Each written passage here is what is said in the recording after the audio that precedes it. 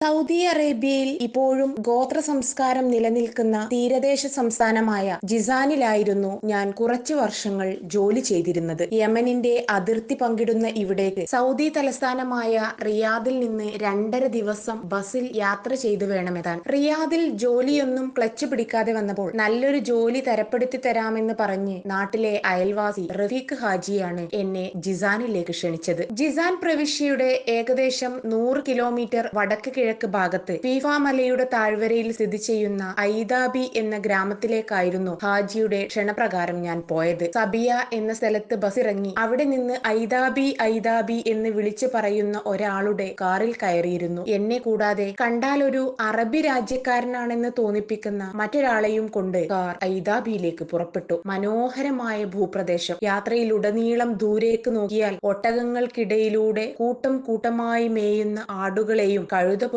യാത്ര ചെയ്തു കൊണ്ടിരിക്കുന്ന ഇടയന്മാരെയും ഇവർക്കെല്ലാം സംരക്ഷകരായി കൂടെ നായകളെയും കാണാം. റിയാദ് നഗരത്തിന്റെ ആഘോഷ സമാനമായ പട്ടണ ബഹളങ്ങളിൽ നിന്നും ജിസാനിലെ ഗ്രാമപ്രദേശത്തേക്ക് ചേക്കേറിയപ്പോൾ എനിക്ക് വല്ലാത്തൊരാശ്വാസം തോന്നി. കാർ വിജനമായ റോഡിലൂടെ ഞങ്ങളെയും കൊണ്ട് കുതിക്കുകയാണ്. വല്ലപ്പോഴും എതിർദിശയിലൂടെ ശരവേഗത്തിൽ കടന്നു പോകുന്ന വാഹനങ്ങളുടെ മൂളലുകൾ മാത്രം. അതിനിടയിൽ മുമ്പിലിരിക്കുന്നയാൾ അറബിയിൽ എന്തോ ഡ്രൈവറോട് പറഞ്ഞു. പെട്ടെന്നായതുകൊണ്ട് എനിക്കത് മനസ്സിലായില്ല. അപ്പോഴാണ് ഞാൻ ഡ്രൈവറെ ശരിക്ക് ശ്രദ്ധിച്ചു തുടങ്ങിയത്. അദ്ദേഹത്തിന്റെ വലത് ചുമലിൽ നിന്ന് ഇടത് ഭാഗത്ത് തൂക്കിയിട്ടിരിക്കുന്ന ഒരു യന്ത്രത്തൂക്ക്, മാലയാക്കി കോർത്തിണക്കിയ ഏതാനും തോക്കിൻ തിരകളും, അരയിൽ വളഞ്ഞ ഉറയിൽ സ്വർണ്ണ നിറത്തിൽ ഒരു കത്തിയും കാണുന്നുണ്ട്. 10-25 കിലോമീറ്റർ താണ്ടിയതിനു ശേഷം അയാൾ വാഹനം ഒരു പെട്രോൾ പമ്പിലേക്ക് ഒതുക്കി നിർത്തി. കണ്ടാൽ ഏതോ പുരാതന കാലത്ത് നിർമ്മിക്കപ്പെട്ടതായിരിക്കുമെന്ന് തോന്നിപ്പിക്കുന്ന തരത്തിലായിരുന്നു ആ പഴക്കം ചെന്ന പമ്പ്. അയാൾ ആ പെട്രോൾ പമ്പിന് നേരെ പിറകുവശത്ത് കൂട്ടിയിട്ട ഉണങ്ങിയ പുല്ലിൻ കെട്ടുകൾക്കരികിലേക്ക് നീങ്ങി. അതിന്മേൽ പിടിച്ചു വലിച്ചുകൊണ്ട്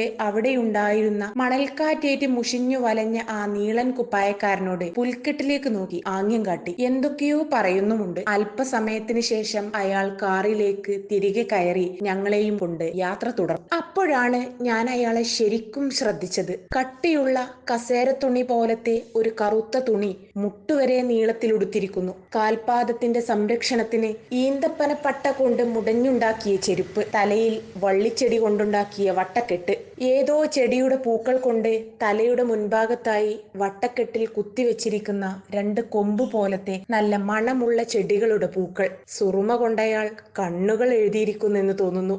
2 കവിളിലുമായി പുല്ല് പോലത്തെ എന്തോ സാധനം കുത്തി നിറച്ച് ചവച്ചുകൊണ്ടയാൾ വീണ്ടും വണ്ടി സ്റ്റാർട്ട് ചെയ്ത് യാത്ര തുടർന്നു. കുറച്ചു ദൂരം ചെന്നപ്പോൾ ലേശം ഭയശങ്കയോടെ ഞാൻ അയാളോട് അറബിയിൽ ചോദിച്ചു, ഫേൻ ഐദാബി?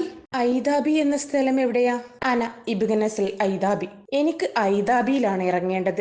ഷോയബാഖി അൽഹി നസൽ. കുറച്ചുകൂടി യാത്ര ചെയ്താൽ ഇറങ്ങാനായി, അയാൾ മറുപടി പറഞ്ഞു. കുറച്ച് ഭയപ്പാടോടെയാണ് ആ അപരിചിതനായ അറബിയോടൊപ്പം യാത്ര ചെയ്തതെങ്കിലും പറഞ്ഞ സമയത്തു തന്നെ അദ്ദേഹം എന്നെ ഐദാബി എന്ന സ്ഥലത്തിറക്കി. യാത്രക്ക് മുമ്പ് ടെലിഫോണിൽ വിളിച്ചു പറഞ്ഞതുകൊണ്ട് കൃത്യസമയത്ത് തന്നെ ഹാജിയാർ അവിടെ കാത്തു നിൽപ്പുണ്ടായിരുന്നു. ഫീഫ മലയുടെ താഴ്വരയിലായിരുന്ന ഐദാബി എന്ന ആ കൊച്ചു ഗ്രാമം ഏതാനും പൊടി പിടിച്ച തുണിക്കടകളും 1-2 വർക്ക്ഷോപ്പുകളും ഹോട്ടലും മാത്രമാണ് ഉണ്ടായിരുന്നത്. അവിടെ നിന്ന് രാത്രിയിൽ ഫീഫ മലയുടെ മുകളിലേക്ക് നോക്കിയാൽ മിന്നിത്തിളങ്ങുന്ന മിന്നാമിനുങ്ങുകളെപ്പോലെ തോന്നിപ്പിക്കുന്ന കുടിലുകളിൽ നിന്ന് കാണുന്ന പ്രകാശമിനുങ്ങുകൾ മനോഹരമാണ്. ഫീഫ മലയിൽ നിന്ന് സാധനങ്ങൾ വാങ്ങാൻ വരുന്ന സൗദികളുടെ വേഷം കണ്ടാൽ നമ്മൾ ഇന്ത്യക്കാർ അത്ഭുതപ്പെട്ടു പോകും. കറുത്ത തുണിയും കറുത്ത ഫുൾ കൈ ഷർട്ടും, അരക്കെട്ടിൽ റിവോൾവർ തോക്കും, അതിനിടയിലൂടെ തൂക്കിയിട്ട തോക്കിൻ തിരകളും, മറുഭാഗത്ത് ഉറയിലിട്ട നല്ല ഒന്നാം തരം ഒരു പീച്ചാങ്കത്തിയും ഉണ്ടായിരിക്കും. അതാണ് ജിസാൻ അറബികളുടെ വേഷം. അവരൊന്നും തന്നെ അപകടകാരികളല്ലെന്നും ഈ വേഷങ്ങളെല്ലാം അവരുടെ സംസ്കാരത്തിന്റെ ഭാഗമായിട്ടുള്ളതുമാണെന്നൊക്കെ പിന്നീടാണ് എനിക്ക് മനസ്സിലായത്. വാരാന്ത്യ ദിനങ്ങളിലുണ്ടാകുന്ന ഇവരുടെ ചന്തകൾ വളരെ കൗതുകകരവും വ്യത്യസ്തവുമാണ്. ചന്തയിൽ വിൽക്കാൻ നിരത്തിയിരിക്കുന്ന സാധനങ്ങൾ കണ്ടാൽ നമ്മൾ അത്ഭുതപ്പെടും. ഉടുമ്പുകൾ, മലയണ്ണാൻ, കസ്തൂരിമാൻ, കാട്ടുമുയലുകൾ, മയിലുകൾ, പലതരം പക്ഷികൾ, നല്ല നാടൻ കോഴികൾ, ഒട്ടകം, ആട്, ഇവയെല്ലാം ഇവിടെ വിൽപ്പനക്കായുണ്ട്. കച്ചവടത്തിനിടയിൽ വട്ടത്തിലിരുന്ന് ഹുക്ക വലിക്കുന്നവരും കഹവയും പുതിന, ഏലക്കായ എന്നിവയും ചേർത്തുണ്ടാക്കിയ നല്ല ഒന്നാന്തരം കട്ടൻ ചായയും കുടിച്ചിരുന്ന് സൊറ പറയുന്നതും അവരുടെ മറ്റൊരു പ്രത്യേകത. മലയോര പ്രദേശമായതുകൊണ്ട് തന്നെ ഉച്ചയ്ക്ക് ശേഷം മഴ പെയ്യുന്നത് സാധാരണമാണ്. കുറച്ച് ദിവസങ്ങൾക്ക് ശേഷം ഹാജിയാർ ഒരു വണ്ടി വാങ്ങി എന്നെ അതിന്റെ ഡ്രൈവറായി നിയമിച്ചു. സൗദി അറേബ്യയുടെ ഊട്ടി എന്നാണ് ടൂറിസ്റ്റ് കേന്ദ്രം എന്നറിയപ്പെടുന്ന ഈ പട്ടണത്തിന് മലയാളികൾ ഇട്ടിരിക്കുന്ന പേര്. അബഹയും തൊട്ടടുത്തുള്ള പട്ടണമായ ഖമീസ് മുഷൈത്തും. ഒരു കാര്യം ഉറപ്പിച്ചു പറയാം, ഈ രണ്ട് പട്ടണങ്ങളും നമ്മുടെ ഊട്ടിയേക്കാൾ പ്രകാശതോരണങ്ങൾ കൊണ്ടും വൃത്തി കൊണ്ടും 10 മടങ്ങ് അലങ്കൃതമാണ്. ഞങ്ങൾ നിസാൻ കമ്പനിയുടെ ഒരു വണ്ടിയിൽ ദിവസേന കാലത്ത് ഐദാബിയിൽ നിന്ന് പച്ചക്കറി വാങ്ങാൻ ഖമീസ് മുഷൈത്ത് എന്ന അങ്ങാടിയിലേക്ക് യാത്ര പുറപ്പെടും. അതിരാവിലെ ചുരമിറങ്ങി ദർബ്, ബെയ്ഷ്, സബിയ ഉൾപ്പെടുന്ന വഴിയിലൂടെ പച്ചക്കറികൾ വിറ്റ് ഐദാബിയും ഫീഫ മല പകുതിയെങ്കിലും കയറി പച്ചക്കറികൾ വിറ്റ് വൈകിട്ട് 5 മണിയാകുമ്പോഴേക്കും ഐദാബിയിലെ റൂമിൽ തിരിച്ചെത്തും. പിറ്റേന്ന് രാവിലെ തലേന്ന് പച്ചക്കറികൾ വിറ്റ കാശ് പിരിച്ചുകൊണ്ട് വീണ്ടും ചുരം കയറും. അതിനിടയിൽ ചില മലയാളികൾ ഏൽപ്പിക്കുന്നതനുസരിച്ച് ദറബ് എന്ന സ്ഥലത്ത് നിന്ന് കറിവേപ്പില, വിത്തിന് വേണ്ടിയുള്ള മാങ്ങയുടെ അണ്ടി, മുരിങ്ങയില, നല്ല നാടൻ മൈസൂർ പഴം, നേന്ത്രപ്പഴം, നാടൻ കോഴികൾ ഇവയെല്ലാം വാങ്ങിച്ച് 10 റിയാലോ 20 റിയാലോ ലാഭത്തിൽ ഞങ്ങൾ അബഹയിലെയും ഖമീസ് മുഷൈത്തിലുമുള്ള മലയാളികൾക്ക് വിൽക്കും. ചില ദിവസങ്ങളിൽ ഞങ്ങളുടെ വണ്ടിയിൽ ബാക്കി വരുന്ന പച്ചക്കറികൾ കുറഞ്ഞ വിലയിൽ വിറ്റ് കാലിയാക്കി വണ്ടിയെ സ്വതന്ത്രമാക്കും. ചുരം കയറാൻ തുടങ്ങിയാൽ റോഡിന്റെ ഇരുവശങ്ങളിലുമായി കാട്ടുകുരങ്ങൻ കൂട്ടങ്ങളുടെ വിഹാര കേന്ദ്രമാണ്. ഒരു ദിവസം വണ്ടിയിൽ നിന്ന് ഒരു കോളിഫ്ലവർ കുരങ്ങന്മാരുടെ ഇടയിലേക്ക് ഞങ്ങൾ എറിഞ്ഞുകൊടുത്തു. അവിടുന്ന് അങ്ങോട്ട് തുടങ്ങിയതാണ് അവരുമായുള്ള ചങ്ങാത്തം. പിന്നീട് അങ്ങോട്ട് കുരങ്ങന്മാർക്കുള്ളത് ഞങ്ങൾ പ്രത്യേകം കരുതി വെക്കും. ഇല്ലെങ്കിൽ അവർക്കിടയിലെ ചില കൂട്ടങ്ങൾ വാഹനത്തിന്റെ മുമ്പിൽ വല്ലതും കിട്ടുന്നത് വരെ സത്യാഗ്രഹം ഇരിക്കും. ചില ദിവസങ്ങളിൽ റോഡരികിൽ ഏതെങ്കിലും വണ്ടികൾ ഇടിച്ച് ദാരുണമായി കൊല്ലപ്പെടുന്ന കുരങ്ങന്മാരെയും അപകടത്തിൽ നിന്ന് സാഹസികമായി രക്ഷപ്പെടുന്ന വികലാംഗരായ കുരങ്ങുകളെയും യാത്രക്കിടയിൽ എത്രയോ കാണാറുണ്ട്. പച്ചക്കറികൾ വിൽപ്പന തീരെ നടക്കാത്ത ദിവസങ്ങളിൽ പതിവിലും കൂടുതൽ സമയമെടുത്ത് റൂമിലെത്താൻ രാത്രി വൈകുന്ന ദിവസങ്ങളൊക്കെ ഉണ്ടായിട്ടുണ്ട്. അങ്ങനെ ഒരു ദിവസം രാത്രി ദായിർ എന്ന സ്ഥലത്ത് നിന്ന് അബു ആരിഷ് വഴി ഐദാബിയിലെ ഞങ്ങളുടെ റൂമിലേക്ക് മടങ്ങുന്ന വഴിയിൽ കറന്റും വെളിച്ചവുമില്ലാത്ത വിജനമായ ഒരു സ്ഥലത്ത് വെച്ച് ഞങ്ങളുടെ വാഹനം തടഞ്ഞു നിർത്തി 2 തോക്കുധാരികൾ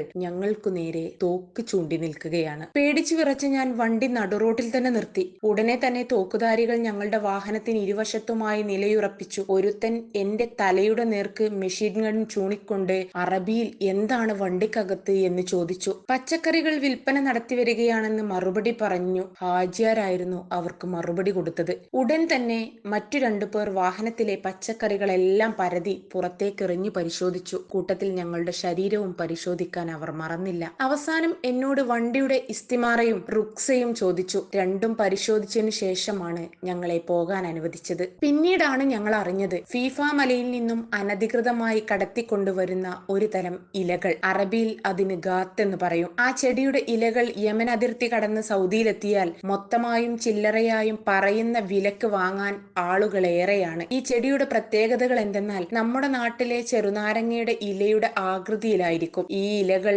2 കവിളിലുമായി കുത്തി നിറച്ച് ചവച്ചരച്ചുകൊണ്ട് അതിന്റെ നീര് കുറേശ്ശെയായി ഇറക്കിയാൽ തലയിൽ ലഹരി കയറും. പക്ഷേ ഇതിന് സൗദി അറേബ്യയിൽ നിരോധനമുള്ളതുകൊണ്ട് വളരെ സാഹസികമായി ഇത് കടത്തുന്നവരുണ്ട്. അതിർത്തികൾ കാക്കുന്ന പട്ടാളക്കാർ ഫീഫ മലയിൽ നിന്ന് ലഹരി ഇലകളുമായി ഒരു വാഹനം വരുന്നുണ്ടെന്ന രഹസ്യ വിവരം കിട്ടിയത് കൊണ്ടാണ് ആ വഴിയിൽ കൂടി വന്ന ഞങ്ങളെ പരിശോധിച്ചത്. ചൂണ്ടിപ്പിടിച്ച തോക്കിൻ മുമ്പിൽ വിറങ്ങലിച്ചു നിന്ന നിമിഷങ്ങൾ വല്ലാത്തൊരനുഭവമായിരുന്നു അത്. ലോകത്ത് എവിടെയായാലും രാജ്യങ്ങളുടെ അതിർത്തി പ്രദേശങ്ങളിൽ ഇത്തരം സുരക്ഷാ പരിശോധനകൾ കർക്കശമായിരിക്കും. എന്തായാലും ജിസാൻ എന്ന അറബി ഗ്രാമത്തിന് ഗ്രാമീണതയുടെ ലാളിത്യവും നിഷ്കളങ്കതയും ആവോളം ഉണ്ടായിരുന്നെന്ന് അനുഭവിച്ചറിഞ്ഞിട്ടുണ്ട്.